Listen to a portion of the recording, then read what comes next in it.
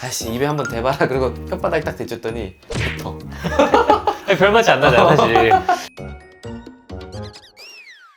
안녕하세요, 산성재TV의 미니아빠 슈니아빠입니다. 저희가 오랜만에 편식 시리즈로 다시 돌아왔습니다. 네, 이 영상 사실 심혈을 기울여서 기획을 했는데 다른 영상들 기획이 네. 좀 밀렸었어요. 그래서 오늘은 많은 아이들이 조금 싫어하는 생선에 대한 이야기를 해보려고 합니다. 맞아요. 네. 생선은 어른분들 중에서도 안 드시는 분들 많이 계세요. 근데 어릴 때 싫어하던 비율보다 어른이 되면 또 많이 좋아하잖아요. 그쵸. 요즘 또 방어의 철이 오고 있고 그렇죠. 회도 좋아하시고 뭐 여러 가지 생선 요리들 많이 좋아하시는데, 근데 생각해보면 학생 때 생선을 잘 안 먹어봐가지고 막 생선 가시 못 바르는 친구들이 좀 많았던 것 같아요. 네. 저는 어렸을 때 그런 친구들 막 가시 발라줬거든요. 편식이라는 거는 정말 싫어서 입에도 안 되는 친구들 얘기잖아요. 생선을 조금 싫어하는 아이들 말고 정말 입에도 안 되는 아이들 어떻게 하면 좋을까, 그 얘기도 함께 한번 해보도록 하겠습니다. 생선은 되게 양질의 영양분을 가지고 있어가지고 되게 좋은 식품군 중에 하나잖아요. 네, 일단 고기니까 단백질이 많고요. 지방이 되게 좋은 지방을 가지고 있어요. 네. 오메가3도 가지고 있고, 네. 그 지방에 녹여있는 비타민 D도 있고요. 맞아요. 다른 고기처럼 철분이나 비타민 B도 좀 풍부하다고 알려져 있습니다. 성장에 굉장히 중요한 식재료가 생선이에요. 우리가 만 3세 정도까지 이렇게 뇌 발달, 뇌 성장에 되게 중요한 시기라고 하잖아요. 네. 이때 이제 우리 몸에 중요한 지방 그리고 아미노산 같은 것들을 공급할 수 있는 좋은 식재료입니다. 실제로 만 3세까지는 음. 지방의 요구량이 그 이후보다 많아요. 그러니까 지방을 잘 먹어줘야 돼요, 많이. 그래서 이런 생선에 들어있는 좋은 지방들, 그런 것들을 잘 섭취하는 게 좋습니다. 그래서 생선을 잘 먹어야 된다는 거는 많은 분들이 알고 계시기는 하는데, 이게 얼마나 먹어야 될까, 무조건 많이 먹으면 좋을까, 우리가 이 문제에 대해서 생각할 때 많이 이슈가 됐던 문제는 좀 중금속 이슈가 있어요. 맞아요. 네. 그 생선 속에 있는 중금속은 덩치가 큰 생선일수록 많이 들어있기 때문에, 예를 들면 뭐 참치, 중금속이 축적돼가지고 더 많기 때문에, 그래서 미국 FDA에서는 안전한 생선 섭취량을 딱 정해준 게 있는데, 만 1살에서 만 3살까지는 생선량을 30g씩 일주일에 2번, 그리고 만 4살에서 만 7살까지는 한 번에 60g씩 일주일에 2번. 근데 이게 되게 생각보다 작아요. 얼마 안 될 것 같은데. 네, 30g이 진짜 작거든요. 그러면 생선은 어떻게 먹이는 게 좋을까요? 사실 집에서 생선 요리하는 게 쉽진 않거든요. 맞아요. 이게 냄새 나니까. 특히 이유식 먹는 아이들 같은 경우는 혀와 입 천장으로도 으깨질 정도로 식재료 질감을 만들려고 하거든요. 네네. 그렇기 때문에 이유식 단계에서 주로 찌거나 삶거나 맞아요. 완전히 익혀서 주시는 게 좋고, 그리고 또 생선 종류 중에서도 조금 잘 부서지는 대구나 뭐 이런 종류를 많이 썼던 것 같아요. 네, 좀 더 크면 이제 에어프라이에 바삭바삭하게 구워주거나 튀겨주시거나 하는데, 사실 집에서 생선 튀기는 건 쉽지 않습니다. 그래서 사실 많은 어머님들께서 이 생선 요리하고 뒤처리가 힘들기 때문에 요리를 잘 안 해주시는 것도 있어요. 맞아요. 저는 생선 회 되게 좋아하거든요. 이제 외식하자 그래서 이제 횟집 같은 데 가게 되면은 이거를 애들한테 줘도 될까? 아니면 생선 회는 몇 살부터 먹으면 되지? 약간 이런 궁금증이 생길 때가 있거든요. 저도 그게 궁금해서 예전에 자료 서칭을 많이 해봤어요. 이게 왜냐면 교과서에 안 나와 있어. 전문가들마다 의견이 조금 다릅니다. 우리나라의 감염 전문가분들은 만 12세는 지나야 안전하다. 꽤 커야 되네. 네, 그렇게 좀 보수적으로 말씀하시는 분들도 계시고요. 근데 미국의 자료를 찾아보니까 미국이 되게 민족이 다양한 다민족 국가잖아요. 국가나 민족에 따라서 생선회를 처음 먹이는 나이가 다르다.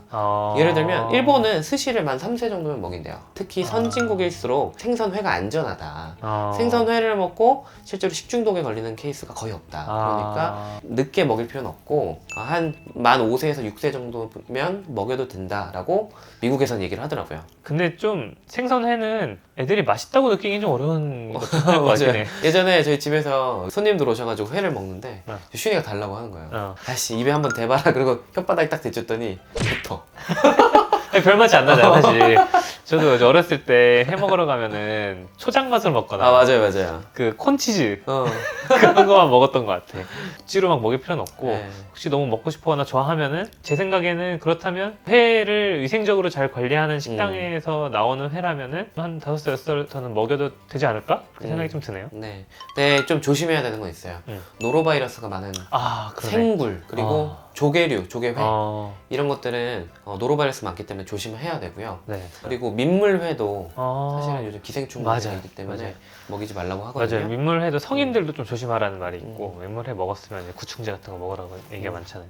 아 그리고 또 한 가지 생각해야 되는 게 이 회를 먹고 A형 간염 걸리는 경우가 있거든요. A형 간염 예방접종을 맞고 나서 생선회를 먹어야 된다 이런 얘기도 있어요. 그게 한 만 3세 때 우리나라는 맞기 때문에 그래도 적어도 만 3세는 지나야 생선회를 한번 시도해볼 만하다.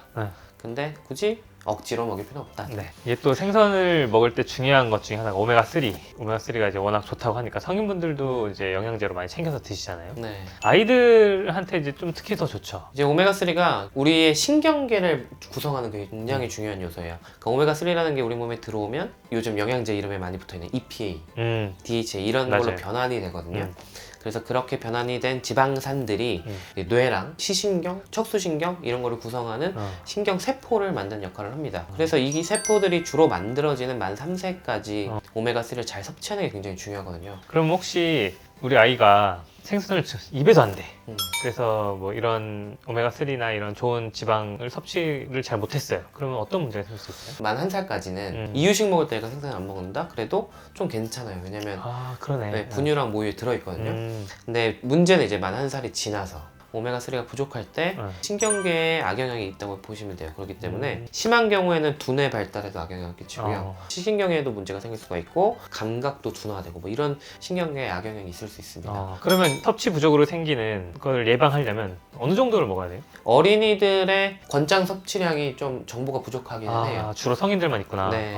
그래서 이제 제가 자료를 찾아보니까 나이대마다 조금 다르긴 하지만 대략적으로 이제 오메가3를 하루에 200에서 300mg 정도 먹어주면 된다. 이렇게 알고 계시면 되겠습니다. 네. 오메가3가 많다고 알려져 있는 표적인 생선이 고등어잖아요. 네. 이 정도의 양을 충족을 하려면 어느 정도 먹어야 돼요? 그 어느 정도 먹어야 된다는 것보다 오히려 아까 얘기한 중금속에서 안전한 양 있잖아요. 생선의 양. 그거를 먹었을 때 오메가3가 충족되는지를 좀 생각을 해봐야 돼요. 그러네. 만 1살에서 만 3살까지 안전한 생선 섭취량은 30g씩 2번 먹어야 된다. 일주일에 2번. 네. 근데 그만큼 먹었을 때 고등어를 먹으면 괜찮아요. 고등어 기준으로 그렇게 먹으면은 한 1600mg 정도 오메가3가 들어가게 되거든요. 일주일에. 근데 그렇게 따지면은 아까 하루에 200-300mg 오메가3를 먹어야 된다고 했으니까 대략적으로 최소 1400mg은 일주일에 먹어야 되는데 그것보다는 많아요. 네. 문제는 우리가 매번 고등어를 줄 수도 없고 그래서 보통 흰살 생선을 많이 먹는데 흰살 생선은 오메가3가 또 적어요. 흰살 생선만 먹어서는 또 오메가3 섭취량이 부족하게 됩니다. 저희가 이제 건강기능식품이나 영양제를 먹는 거에 대해 되게 보수적이잖아요. 꼭 드시라고 하는 게 별로 없는데 오메가3를 좀 잘 챙겨 먹는 게 또 아이들한테 중요하겠다라는 생각을 이번에 하게 됐습니다. 그래서 결국 오늘 얘기는 편식 얘기잖아요. 일단 생선을 입에도 안 댄다. 그럼 당장 생선을 먹게 만들기는 좀 시간이 걸릴 수 있으니까 모자란 영양분부터 공급을 해줘야 됩니다. 우리가 중요하게 얘기했던 그 오메가3 영양제 챙겨주시는 거랑 그 다음에 단백질 같은 경우는 다른 공급원들이 그래도 좀 있어요.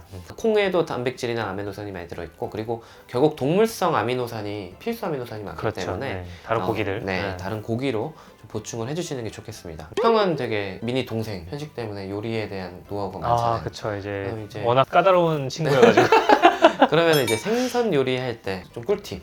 근데 미니 동생이 고등어도 엄청 좋아해요. 그러면 별로 도움이 안 되겠네요. 오히려 지금 얘기 들어보니까 중금속이 좀 너무 많이 먹었을 것 같아요. 그 정도로. 저희가 편식 처음 영상에서 말씀드렸지만 아이들마다 어떤 식재료를 싫어하는 그 원인이 다르거든요. 이게 냄새가 싫은 아이도 있고 생선 모양이 물고기니까 싫은 아이도 있을 수 있어요. 아이들에 맞춰서 조금 다른 방법을 시도하는 게 좋고 만약에 그 생선 자체를 너무 싫어해서 보기만 해도 막 꺼려한다 그러면 숨겨서 좀 먹이는 방법을 쓰시는 게 좋아요. 네네. 요즘 생선 들어간 만두도 있거든요. 그래서 그런 거 먹이시는 것도 방법이고. 네, 저는 그 가끔 생선 먹일 때 거기에 이제 참치 통조림 이런 걸 이제 좀 잘게 으깨가지고 전처럼 그렇게 먹으면은 이제 그게 좀 약간 간이 또 돼 있으니까 따로 간을 안 해도 맛이 있더라고요. 저는 리조또 잘해줘요. 흰살 생선이 리조또 하면 또 기가 막히게 숨겨져. 그리고 일단은 저희가 식재료랑 친해지라고 또 말씀을 드리잖아요. 수산시장이나 마트 가서 수족관 구경을 하면서 저게 맛있는 생선이야 라고 알려주시는 것도 하나의 방법입니다. 맞아요. 그리고 일단 부모님들이 그걸 맛있게 먹어야 돼요. 맞아요. 그것도 중요해요. 저게 뭐지? 궁금해서 한 번씩 먹어보게 되거든요. 지금 말씀드린 방법이 푸드 브릿지라는 방법이에요. 이거에 대한 자세한 내용은 저희가 다음 시간 영상에서 한번 더 자세하게 다뤄보고요. 도움드릴 수 있는 레시피 같은 게 있으면 요리 영상도 저희 안 찍은 지 좀 오래됐거든요. 그래서 요리 영상도 한번 찍어서 많은 분들께 도움 드릴 수 있도록 하겠습니다. 감사합니다.